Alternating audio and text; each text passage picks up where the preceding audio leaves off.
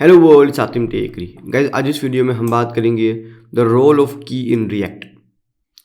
सो अगर गाइज आपको ये कॉन्सेप्ट समझना है तो इस वीडियो को एंड तक देखना। आप चाहो तो वीडियो को फास्ट स्पीड में देख सकते हो, लेकिन वीडियो को स्किप मत करना, नहीं तो आपको ये कॉन्सेप्ट क्लियर समझ नहीं आएगा। So without wasting a time, let's get started. सबसे पहले गाइज इस टॉपिक को हम 5 सब अलग अलग टॉपिक्स में कवर करेंगे, जिससे कि आपका ये कॉन्सेप्ट क्लिस्टर क्लियर हो जाए। सो फर्स्ट है guys, what are keys in React. ठीक है। नेक्स्ट है प्रॉब्लम विदाउट कीज, मतलब कीज के बिना अगर हम रिएक्ट के कोड को लिखेंगे तो क्या क्या प्रॉब्लम्स क्रिएट हो सकती है, वो हम देखेंगे। उसके बाद best practices of using keys, keys को यूज़ करने का बेस्ट प्रैक्टिसेस क्या है। और उसके बाद बेनिफिट्स ऑफ यूजिंग कीज, कि कीज यूज़ करने के बेनिफिट्स क्या है, कि अगर की को यूज़ नहीं करेंगे तो क्या होगा, और की को यूज़ करेंगे तो हमें क्या बेनिफिट मिलेगा, वो हम देखेंगे। और फिर लास्ट में कॉमन इंटरव्यू क्वेश्चंस। ठीक है guys. So let's start with the first topic, what are keys in React. Key is a props in React which determine the identity of React element. Key क्या है? की एक props है। सबसे पहले simple term के अंदर की एक प्रॉप्स है। प्रॉप्स आपको नहीं पता है तो मैंने स्टेट वर्सेस प्रॉप्स की वीडियो क्रिएट की है, उस वीडियो को देख लेना। तो की क्या है? की एक प्रॉप्स है। ठीक है। ये सारे रिएक्ट एलिमेंट और HTML एलिमेंट के ऊपर हम अप्लाई कर सकते हैं की प्रॉप्स। ठीक है। विच determines the identity of React element, ये की प्रॉप्स से रिएक्ट एलिमेंट डिटरमाइन होता है। फॉर एग्जाम्पल हमारे पास 4 अलग अलग डिव है सेम काम के लिए। फॉर एग्जाम्पल हम लिस्ट को रेंडर कर रहे हैं, मोस्ट प्रोबेबली ये की का रोल तब आता है जब हम लिस्ट को रेंडर कर रहे हो। ठीक है। तो हम किसी लिस्ट को रेंडर कर रहे हैं, फॉर एग्जाम्पल स्टूडेंट की लिस्ट को हम रेंडर कर रहे हैं। तो हमारे पास 5 स्टूडेंट है, तो 5 बार वो कॉम्पोनेंट, मतलब वो लिस्ट के अंदर लूप के अंदर हम एक पर्टिकुलर कॉम्पोनेंट को कॉल कर रहे हैं। ठीक है। और उसमें हम डेटा पास कर रहे हैं, तो वो सेम कंपोनेंट 5 बार रेंडर होगा, क्योंकि हमारे पास 5 स्टूडेंट की लिस्ट है, तो वो कंपोनेंट 5 बार रेंडर होगा। तो ये की क्या करेगा, ये की अगर हम की पास करेंगे, हर कंपोनेंट के अंदर हम की प्रॉप्स पास करेंगे, तो ये की प्रॉप्स उस कंपोनेंट की आइडेंटिटी को दर्शाता है। ठीक है। मतलब कि उस कंपोनेंट की क्या आइडेंटिटी है। जैसे हम स्कूल में जाते हैं तो हमारा एक आइडेंटिटी कार्ड होता है, उसके ऊपर हमारा एक यूनिक नंबर लिखा होता है, जिससे कि उस यूनिक नंबर के बेस पे हमारी पूरी प्रोफाइल एंटर्ड होती है सिस्टम में। क्या अगर हम उस यूनिक नंबर को किसी को दे दें कि ये नंबर का स्टूडेंट की ये कंप्लेन है, या ये नंबर का स्टूडेंट का ये बेस्ट पार्ट है, तो हमारे उस नंबर के बेस पे हमारी पूरी आइडेंटिटी मिल जाती है। उसी तरीके से, उसी सेम कॉन्सेप्ट में रिएक्ट में कीज वर्क करता है। अगर हम की प्रॉप्स किसी एलिमेंट में देंगे तो वो की प्रॉप्स उस पर्टिकुलर एलिमेंट का आइडेंटिटी नंबर होगा। उस की प्रॉप्स की वजह से वो एलिमेंट एक यूनिक एलिमेंट मेजर होगा पूरे डॉम के अंदर। ठीक है गाइस। तो इसीलिए यहाँ पे लिखा हुआ है की is a props in a react which determine the identity of a react element. Okay. Required when creating list of element. Keys का मोस्ट हाई रिक्वायरमेंट एरिया कौन सा है? जब हम लिस्ट को रेंडर कर रहे हैं, जब हम रिएक्ट के अंदर लिस्ट को रेंडर कर रहे हैं, तब कीज का बहुत ही इंपॉर्टेंट रोल है। कीज के बिना वो लिस्ट जो होगा वो रेंडर तो हो जाएगा, लेकिन बहुत सारे प्रॉब्लम क्रिएट हो गए, वो हम आगे वीडियो में देखेंगे। लेकिन कीज का इंपॉर्टेंट कब है? जब हम रिएक्ट के अंदर लिस्ट को रेंडर कर रहे हैं, लिस्ट ऑफ आइटम्स को रेंडर कर रहे हैं, तब की प्रॉप्स बहुत ही इंपॉर्टेंट है। और की प्रॉप्स क्या है? की प्रॉप्स एलिमेंट की आइडेंटिटी को मेजर करता है, आइडेंटिटी को प्रेजेंट करता है। ठीक है। चलिए नेक्स्ट पेज पे हम एग्जांपल देख लेते हैं। It help React to identify which item has change, added और removed. This will improve the rendering performance. इसको समझिए guys. It help React to identify which item has change. ठीक है, सबसे पहले इस एग्जाम्पल को देखो, फिर मैं आपको ये चेंज, एडेड और रिमूव का मतलब एग्जैक्टली समझाऊंगा कि इस एग्जाम्पल से क्या उसका रेफरेंस है। हमारे पास एक एग्जाम्पल है जहाँ पे कि लिस्ट में हमारे पास 3 वैल्यूज़ है, एप्पल, बनाना और चेरी। ठीक है, और हम इस आइटम की लिस्ट को रेंडर कर रहे हैं। यहाँ पे देखो, इस आइटम की लिस्ट को हम रेंडर कर रहे हैं। ठीक है, और उसके अंदर हमने li एलिमेंट को रिटर्न किया है। इस रेंडर इन द लिस्ट के अंदर हम li एलिमेंट को रिटर्न कर रहे हैं, ये वाला। ठीक है, और उसमें उस आइटम को प्रिंट कर रहे हैं, li के अंदर उस आइटम को हम प्रिंट कर रहे हैं। तो क्या होगा कि लिस्ट ऑफ li प्रिंट होगा, 3 li प्रिंट हो गए ऐसा करके। देखिए, फर्स्ट li,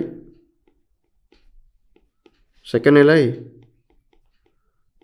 थर्ड li, ऐसे करके ये 3 li ui में प्रिंट हो गए, क्योंकि हमारे पास एरे में 3 वैल्यूज़ है।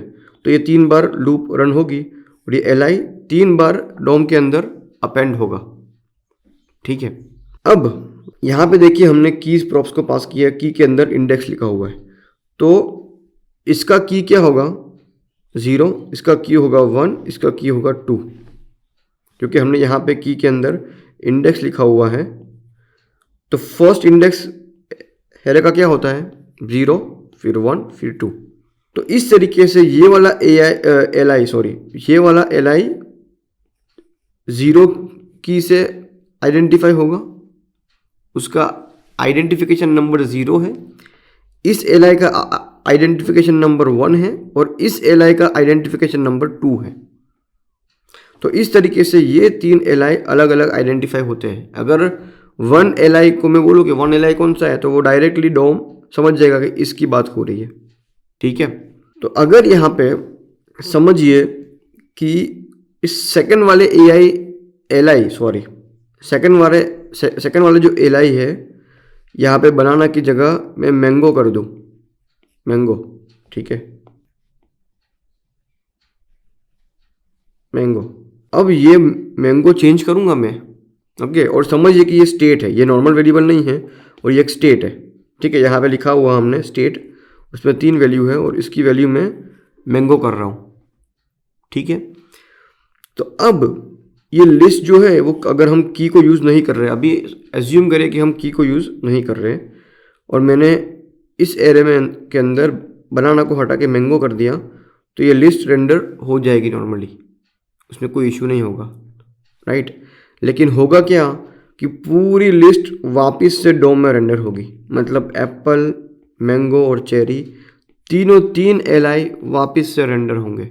क्यों? क्योंकि हमने इस एरे के अंदर एक वैल्यू चेंज की है, लेकिन सारी वैल्यू वापस से रेंडर होगी लिस्ट के अंदर। अब दूसरा एग्जांपल कि हमने इस की को यूज़ किया है। ठीक है, तो अब यहाँ पे एप्पल, बनाना और चेरी है, ओके, और हम यहाँ पे मैंगो कर रहे हैं, इस बनाना को हटा के मैंगो कर रहे हैं। तो सिर्फ ये वाला इंडेक्स 1 पे जो li है वो ही डोम में अपडेट होगा, ये और ये चेंज नहीं होगा। जिससे क्या हुआ, इम्प्रूव द रेंडरिंग परफॉर्मेंस, मतलब कि वो रेंडरिंग परफॉर्मेंस को इम्प्रूव कर लिया। ये 2 li अननेसेसरीली रेंडर नहीं हुए। क्यों? क्योंकि हमने यहाँ पे की को असाइन किया है, इसलिए। तो इस की मदद से रिएक्ट ने आइडेंटिफाई कर लिया कि ओनली जो इंडेक्स 1 पे जो li पड़ा हुआ है उसी में चेंज है, इंडेक्स 0 और इंडेक्स 2 पे कोई चेंज नहीं है। तो इसने सिर्फ इंडेक्स 1 पे जो li था उसको री रेंडर किया और बनाना से मैंगो कर दिया यूआई के अंदर। जिससे हुआ क्या कि रेंडरिंग का परफॉर्मेंस इंप्रूव हुआ। ये 0 इंडेक्स और सेकंड इंडेक्स में जो li रखा हुआ है वो वापस से री रेंडर नहीं हुआ, राइट। तो हमने की को ऐड करके रिएक्ट के परफॉर्मेंस को इम्प्रूव कर लिया। तो इस तरीके से गाइज वो चेंज को आइडेंटिफाई करता है। ठीक है, अब यहाँ पे एडेड और रिमूव्ड ये 2 समझ लेते हैं। ये रिमूव्ड मैं आपको आगे समझाऊंगा, क्योंकि यहाँ पे हमने की जगह इंडेक्स जो यूज़ किया है उसमें ये रिमूव्ड प्रॉपरली वर्क नहीं करेगा, वो मैं आगे समझाऊंगा। अब यहाँ पे एडेड, तो फॉर एग्जांपल यहाँ पे है एप्पल, मैंगो, चेरी, ओके, और अब हम इसको यहाँ पे चेंज नहीं कर रहे हैं, हम इसको यहाँ पे चेंज नहीं कर रहे और नया ऐड कर रहे हैं मैंगो, ठीक है। तो यहाँ पे नया एलिमेंट ऐड हुआ है मैंगो। एप्पल, बनाना, चेरी तो है लेकिन मैंगो नया ऐड हुआ है। तो अब क्या होगा कि ये जो 0, 1 और 2 इंडेक्स पे जो li रखा हुआ है वो चेंज नहीं होगा, सिर्फ एक नया li अपेंड हो जाएगा थर्ड इंडेक्स पे। कि थर्ड इंडेक्स पे एक नया li अपेंड हो जाएगा और ये 0, 1 और 2 में कोई चेंज नहीं होगा। मतलब कि अगर ये की नहीं होता, मतलब अभी की है तो सिर्फ एक ही एलिमेंट ऐड हुआ, ये 0, 1, 2 पे कोई इफेक्ट नहीं होगा और सिर्फ थर्ड वाला जो एलिमेंट है वो अपेंड हो जाएगा डोम के अंदर। अगर हम कीज़ को यूज़ नहीं करते हैं तो कीज़ को यूज़ नहीं करते और अगर मैं मैंगो वैल्यू को नया ऐड करता हूँ इस एरे के अंदर, तो चारों चार li वापस सरेंडर होंगे, जो क्या करेगा, जो परफॉर्मेंस को डिक्रीज कर देगा। क्यों? क्योंकि अननेसेसरीली ये 3 एलिमेंट वापस सरेंडर हो रहे, जो कि इस तीनों में तो कोई चेंज है ही नहीं, सिर्फ एक नया एलिमेंट ऐड हुआ है। तो इसीलिए गाइस कीज को हम यूज करते हैं।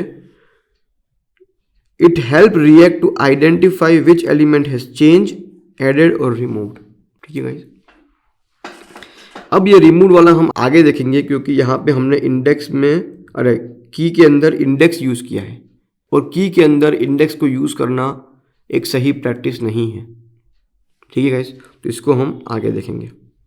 चलिए गाइस नेक्स्ट, अब नेक्स्ट टॉपिक है व्हाई टू यूज की को यूज क्यों करना चाहिए, या प्रॉब्लम विदाउट कीज। ये दोनों सेम टॉपिक है, व्हाई टू यूज की और problem without key. So let's see the topic. Imagine you are updating the list like adding new fruits or removing one. Without keys, React might re-render the entire list from scratch. But with the keys, React know exactly which item changed, so it only update that specific part. ये same चीज़ लिखा हुआ है जो मैंने आपको अभी समझाया कि कीज़ के बिना भी वो कीज़ के बिना अगर हम React के कोड को लिख रहे हैं और एक नया फ्रूट उस एरे में ऐड होगा या कोई चेंज होगा तो वो यूआई में रिफ्लेक्ट तो करेगा, मतलब एज एंड यूजर को तो वो आउटपुट दिख जाएगा, राइट। लेकिन वो क्या करेगा, वो पूरी लिस्ट को वापस रिक्रिएट करेगा, पूरी लिस्ट को वापस री रेंडर करेगा, जो कि अननेसेसरी टास्क है। हम अननेसेसरीली पूरी लिस्ट को रेंडर करवा रहे हैं। चेंज सिर्फ एक स्मॉल पार्ट हुआ है और हम सारी लिस्ट को रेंडर करवा रहे हैं, तो वो एक सही एंगल नहीं है, राइट। सॉफ्टवेयर इंजीनियरिंग पर्सपेक्टिव से वो एक सही एंगल नहीं है। हम अननेसेसरी रिसोर्स को यूज कर रहे हैं। तो कीज कॉन्सेप्ट को यूज करके हम उस अननेसेसरी रेंडरिंग को बचा सकते हैं और परफॉर्मेंस को इंप्रूव कर सकते हैं। इसीलिए यहाँ पे लिखा हुआ है with the keys React knows exactly which item change, so it only update that specific part. ठीक है गाइस, अब है प्रॉब्लम विदाउट कीज। इसमें लिखा हुआ है what happen if you don't use key और यूज द रॉन्ग की। ठीक है, और यूज द रॉन्ग वन, मतलब कि अगर आप कीज को यूज नहीं करेंगे या रॉन्ग की यूज करेंगे तो उससे क्या प्रॉब्लम होगा, react will still render the list, मतलब कि वो लिस्ट को रेंडर तो कर देगा। यूआई में एंड यूजर को तो वो लिस्ट अपडेटेड लिस्ट दिख जाएगी, but it won't know how to efficiently update the DOM. लेकिन उसको कीज के बिना ये पता नहीं चलेगा कि मैं इफिशियंटली और परफॉर्मेंस तरीके से कैसे डॉम को अपडेट करूं। विदाउट कीज वो जो भी चेंज होगा वो उस सारी लिस्ट को वापस से रिक्रिएट करेगा, री रेंडर करेगा। वो इफिशियंसी के साथ वर्क नहीं कर सकता है विदाउट कीज। ठीक है, this can lead to performance issue. This is the main thing कि कीज के बिना अगर आप वर्क करोगे तो परफॉर्मेंस इशू होगा, और समटाइम्स परफॉर्मेंस इशू तो होता ही है लेकिन समटाइम्स बग भी क्रिएट होता है, राइट। ये भी ध्यान रखना, अगर आप कीज के बिना यूज करोगे आपको बिगिनर लेवल पे पता नहीं चलेगा। जब आप कॉम्प्लेक्स एप्लीकेशन लिखोगे और कॉम्प्लेक्स सिनेरियो पे अगर आप कोई कोड लिख रहे हो, राइट, तो तब आपको समझ आएगा कि विदाउट कीज अगर आपने कोड लिखा तो वो परफॉर्मेंस इशू तो क्रिएट करेगा, वो बिहाइंड द सीन है, वो एंड यूजर को पता नहीं चलेगा, लेकिन यूजर के लिए, एंड यूजर के लिए भी कोई बग भी क्रिएट कर सकता है ये, वो आपको एक्सपीरियंस के साथ पता चलेगा। मुझे भी स्टार्टिंग में नहीं पता था, मैं भी इस टॉपिक को बहुत ही लाइटली ले लिया था, लेकिन जब मैंने एक्सपीरियंस किया कि कॉम्प्लेक्स सिनेरियो में, एक बिग एप्लीकेशन के अंदर कॉम्प्लेक्स सिनेरियो में मैंने कीज़ को मेंशन करना मिस कर दिया, भूल गया, तो विदाउट की वो एक बग क्रिएट कर लिया। तो तब मुझे क्रिस्टल क्लियर हुआ कि यहाँ पे अगर मैं कीज़ नहीं रखूँगा तो वो ये वाला अपडेट यूआई में रिफ्लेक्ट नहीं होगा। ठीक है गाइस, तो इसलिए अभी इस टॉपिक को बहुत ही ध्यान से समझ लेना। लीड टू परफॉर्मेंस इशू और even bug in the dynamic list. देखो यहाँ पे भी लिखा हुआ even bug in the dynamic list, मतलब कि परफॉर्मेंस इशू तो क्रिएट करेगा लेकिन वो बग भी क्रिएट कर सकता है। वो मैं आगे वाली वीडियोस में मैं आपको एग्जांपल के साथ समझाऊंगा किस तरीके से वो बग क्रिएट करता है किसके बिना। ठीक है गाइस, चलिए गाइस, अब नेक्स्ट है, ये एग्जांपल देख लीजिए कि देखिए यहाँ पे कीज़ के बिना मैंने ये कोड को लिखा, यहाँ पे की नहीं है। इस एग्जांपल में की था यहाँ पे, लेकिन यहाँ पे की नहीं है। ओके, तो सेम एग्जांपल है, फ्रूट्स का एरे है और यहाँ पे की नहीं है, तब भी ये लिस्ट तो रेंडर होगा। एंड यूजर को इस सिनेरियो में तो कोई इशू नहीं होगा क्योंकि ये कोई कॉम्प्लेक्स सिनेरियो नहीं है, ये सिंपल सिनेरियो है। लेकिन कॉम्प्लेक्स सिनेरियो में अगर आप कीज़ को सही तरीके से कीज़ को यूज़ किया, लेकिन अगर रॉन्ग तरीके से यूज़ किया है, मतलब उसमें जो वैल्यू दी है वो रॉन्ग है। अब रॉन्ग वैल्यू का मतलब क्या है वो मैं आगे स्लाइड्स में बताऊंगा, लेकिन अगर या तो की नहीं दिया है या तो की विद रॉन्ग वैल्यू दिया है तो वो बग क्रिएट कर सकता है। परफॉर्मेंस इशू तो क्रिएट करेगा ही, लेकिन बग भी क्रिएट कर सकता है। ठीक है गाइस, अब नेक्स्ट है guys best practices for using keys के यूज़ करने के बेस्ट प्रैक्टिसेस। फर्स्ट है यूज़ यूनिक आइडेंटिफायर्स। जो मैंने आपको बोला लास्ट स्लाइड में कि अगर आपने कीज़ को यूज़ नहीं किया है या तो रॉन्ग की यूज़ कर ली है, उसका मतलब फर्स्ट मतलब है कि अगर आपने यूनिक की नहीं दिया है तो भी वो की रॉन्ग कहलाएगा। की ऑलवेज यूनिक होना चाहिए, ये फर्स्ट और मोस्ट इंपॉर्टेंट पॉइंट है कि की ऑलवेज यूनिक होना चाहिए। ठीक है, दूसरा है अवॉइड यूजिंग इंडेक्सेस एज की। जो मैंने आपको बताया कि की को एज अ इंडेक्स यूज नहीं करना चाहिए, इंडेक्स को एज अ की यूज नहीं करना चाहिए, मतलब की के अंदर इंडेक्स वैल्यू को असाइन नहीं करना चाहिए। Using the index can cause problems specially if your list is dynamic and item can be added, removed और रीऑर्डर्ड। मतलब कि अगर आप इंडेक्स को यूज कर रहे हो की के अंदर तो वो प्रॉब्लम क्रिएट करेगा जब आप आइटम को रिमूव कर रहे हो या रीऑर्डर कर रहे हो। ठीक है गाइस, सो गाइस अगर आपको ये वाला टॉपिक डीपली अंडरस्टैंड करना है तो मैं नेक्स्ट वीडियो में हम डीपली इस टॉपिक के रिगार्डिंग डिस्कशन करेंगे, जिससे कि आपको ये क्रिस्टल क्लियर होगा कि कीज़ को एज ए इंडेक्स क्यों यूज़ नहीं करना चाहिए। लेकिन अभी के लिए कीज़ को इंडेक्स यूज़ नहीं करना चाहिए क्योंकि वो आइटम रिमूव और रीऑर्डर करने पे इशू क्रिएट कर सकता है। ठीक है गाइस, ऐड में भी होगा, लेकिन यहाँ पे जो मैंने ऐड आपको समझाया है वो है कि वो लास्ट में अपेंड हो रहा है। ओके, अगर बीच में कहीं पे अपेंड होगा, अगर यहाँ पे लास्ट में अपेंड नहीं हो रहा है और बीच में कहीं पे अपेंड होगा तो वो इशू क्रिएट करेगा अगर हम इंडेक्स यूज़ कर रहे हैं तो। ठीक है, वो हम नेक्स्ट वीडियो में देखेंगे।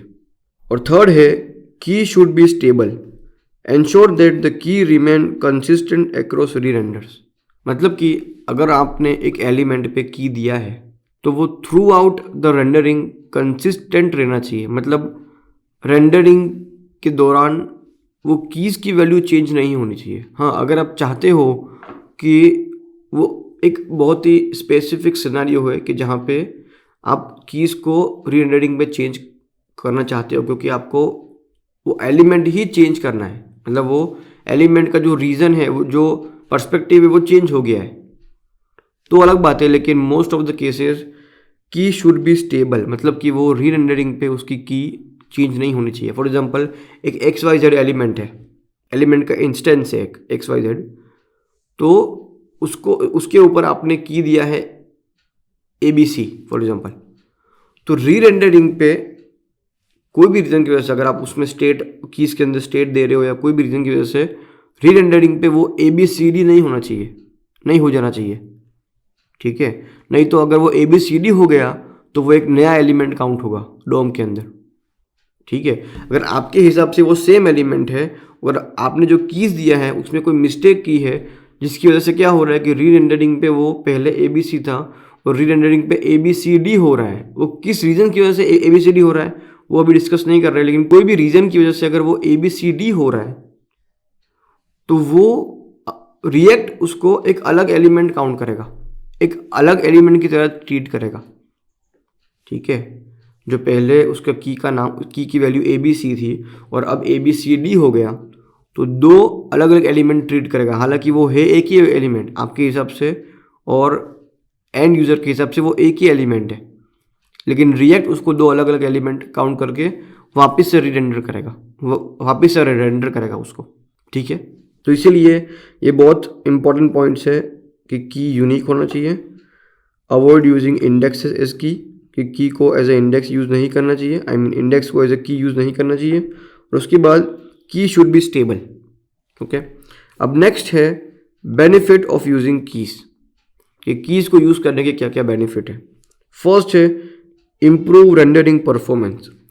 React minimize updates by identifying which element has changed.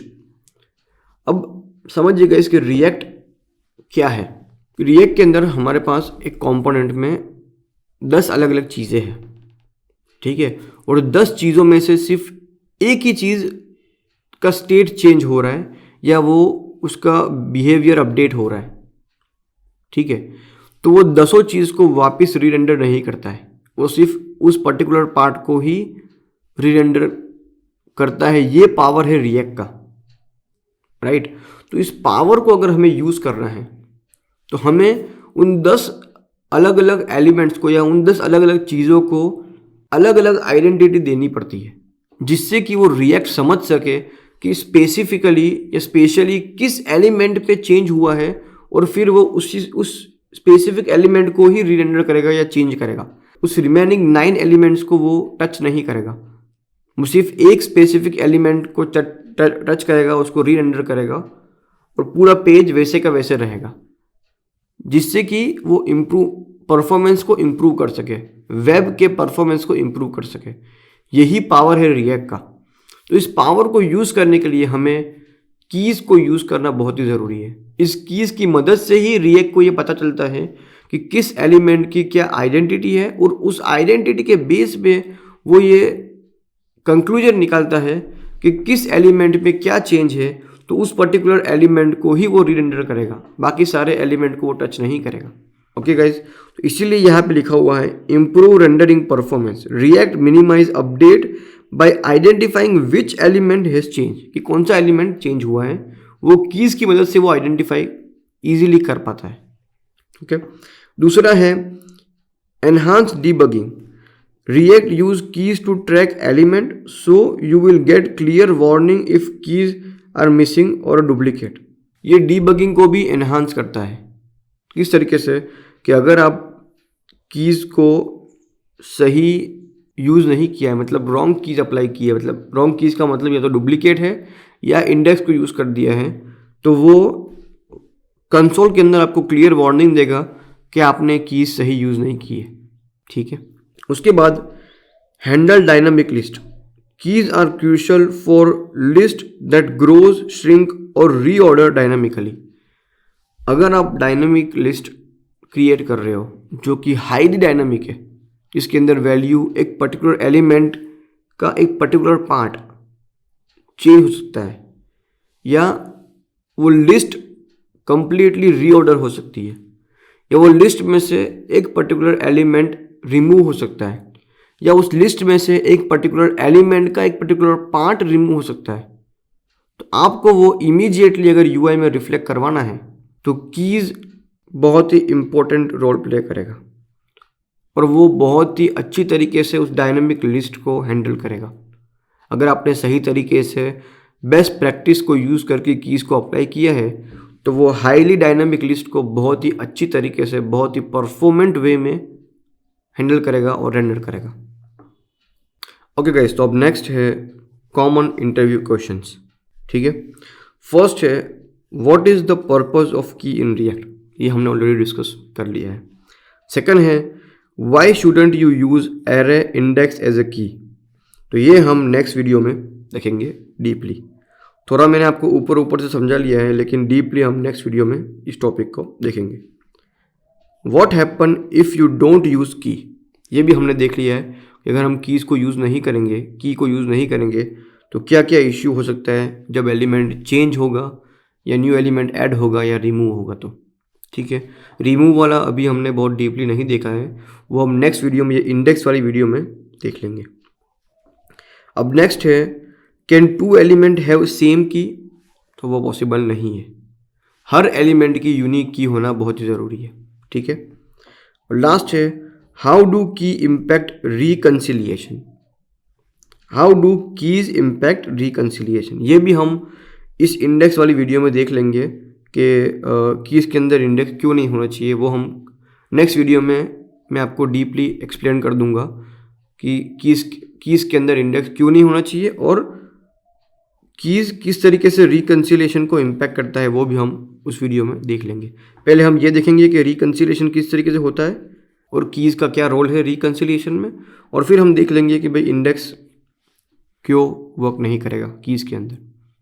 ठीक है गाइज, सो गाइज अगर आपको अभी भी ये कॉन्सेप्ट समझ नहीं आया है तो इस वीडियो को वापस देख लेना, ध्यान से समझ लेना। ये कॉन्सेप्ट बहुत ही इंपॉर्टेंट है, परफॉर्मेंस इम्प्रूव करने के लिए ये कॉन्सेप्ट बहुत ही इंपॉर्टेंट है। और इंटरव्यू में परफॉर्मेंस के रिगार्डिंग आपको इस टॉपिक के रिगार्डिंग परफॉर्मेंस को लिंक करके क्वेश्चन ज़रूर पूछेंगे। Okay guys, so that's it for this video, I will see you in the next one.